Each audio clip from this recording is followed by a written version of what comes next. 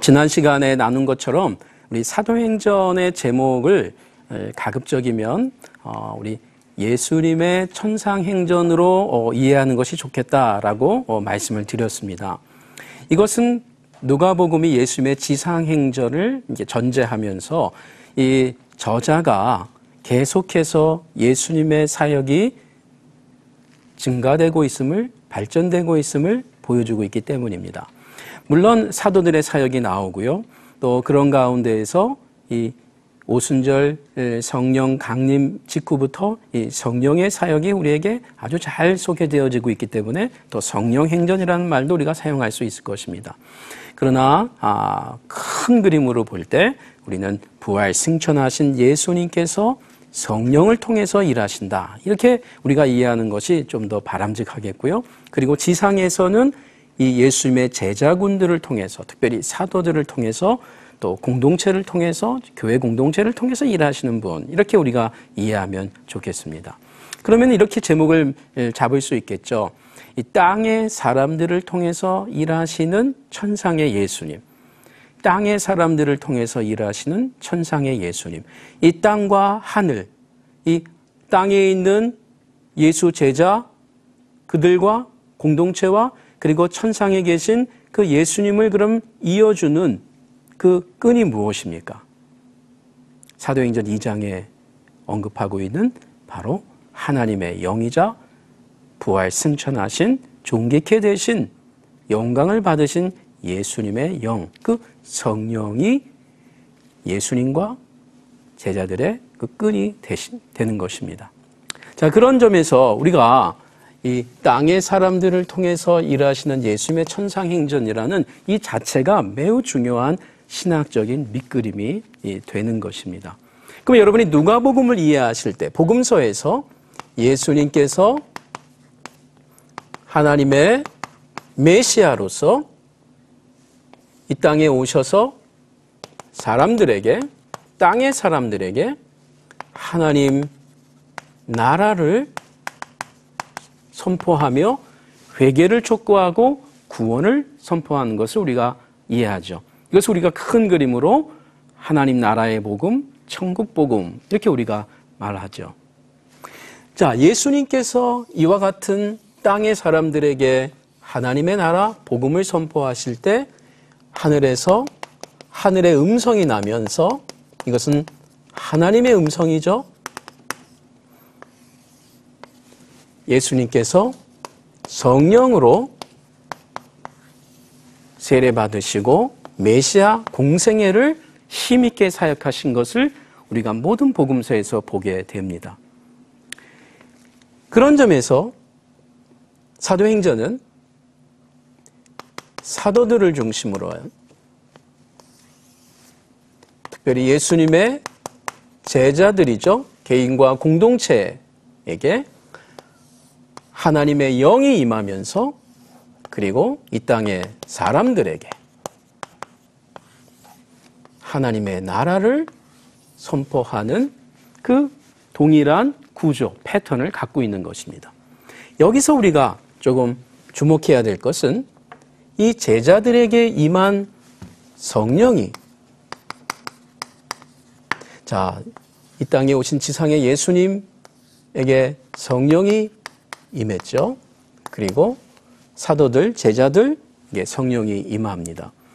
이 성령은 하나님의 영이면서 부활 승천하신, 그래서 우리 성경의 표현에 따르면 하나님 보좌 우편에 앉으신 그 예수님, 메시아이자 주가 되시는 예수님이 또한 보내시는 성령이시죠. 사도행전 2장에서 언급되고 있는 내용입니다.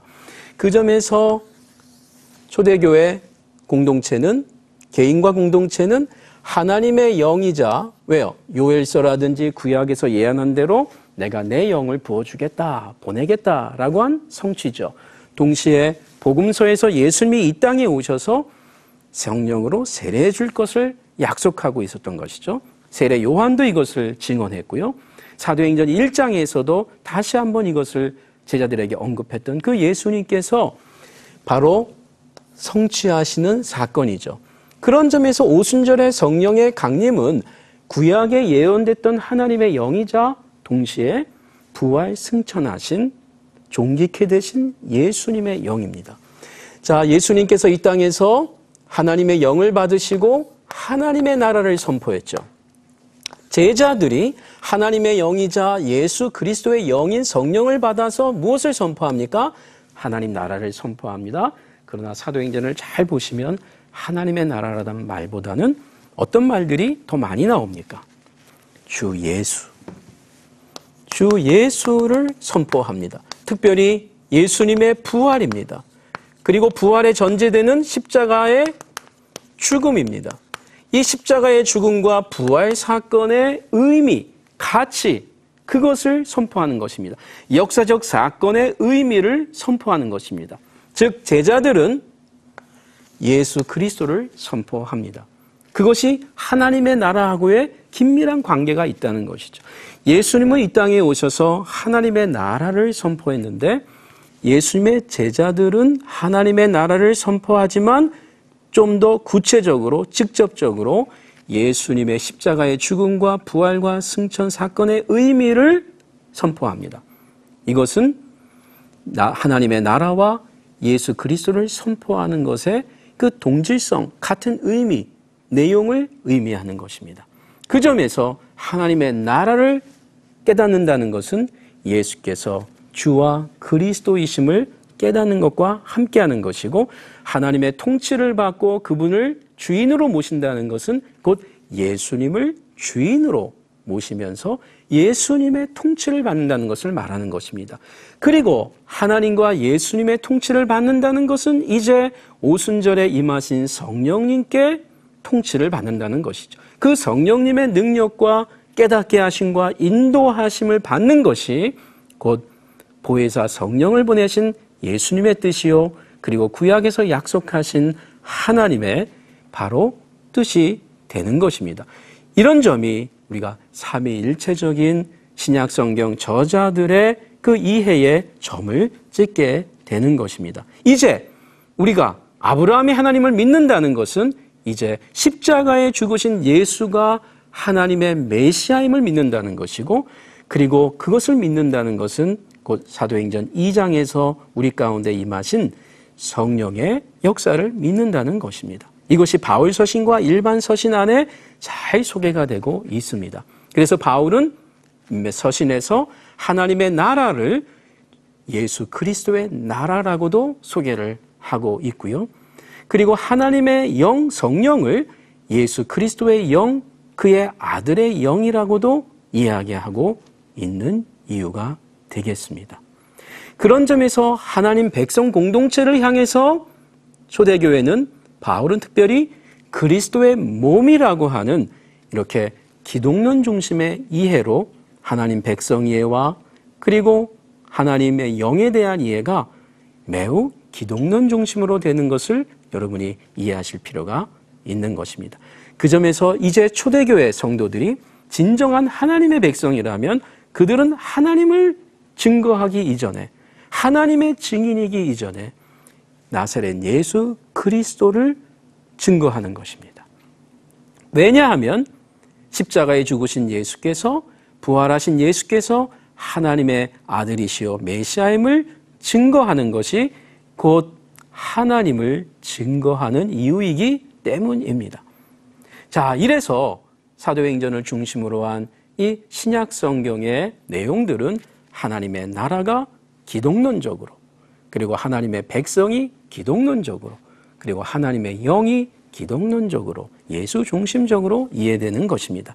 그런 점에서 예수 충만은 하나님 충만이요 예수 충만은 성령 충만이요 예수 충만은 교회 충만인 것입니다. 우리가 이것을 잘 이해하고 또 뿌리내려야 되겠습니다. 자, 우리 누가복음의 후편으로서 사도행전을 이해하는 것이 사도행전의 신학적 이해에 중요합니다. 예수님의 지상과 천상 사역이라고 하는 그 연속성을 이해해야 된다는 것입니다. 이 말은 예수님께서 이 땅에 탄생하시고 물론 예언부터 시작할 수 있습니다만 우리 복음서를 중심으로 탄생하시고 그분의 메시아 사역, 십자가, 죽으심, 부활하심, 승천하심, 성령 보내심, 그리고 나아가서 계속해서 성령을 통해서 일하시는 그 사역으로서의 사도행전 내용을 이해하셔야 된다는 것입니다. 여기서 구체적으로 사도행전 2장의 성령 강림 역시 예수님의 성령으로의 그 세례 주심이라는 것을 여러분이 이해하셔야 됩니다. 이것이 우리가 사도행전 전체에 대한 이해, 그리고 사도행전에서 자주 나오는 주 예수의 이름, 그리고 사도들이 자주자주 예수님의 이름으로 능력을 행사하고 기적을 베풀고 있는 것을 이해하는 것입니다. 즉 죽은 사람의 이름이 능력이 있을 수가 없죠. 즉 예수님이 여전히 우리 가운데 살아 역사하신다. 이것이 사도행전에서 말해주고자 하는 메시지인 것입니다. 예수님과 초대교회 공동체에 대한 연계성도 매우 중요한 신학적 주제입니다. 즉 복음서에서 예수님을 이해하는 자는 바로 사도행전에서 초대교회를 이해한다는 것이죠. 그리고 바로 예수님을 주와 그리스도로 고백하고 동시에 이 땅에 오신 예수님의 그 삶의 가치와 내용을 따름이죠. 요 주와 그리스도는 믿는 것이죠. 믿고 따름의 내용이 사도행전에 매우 중요하게 나온다는 것입니다.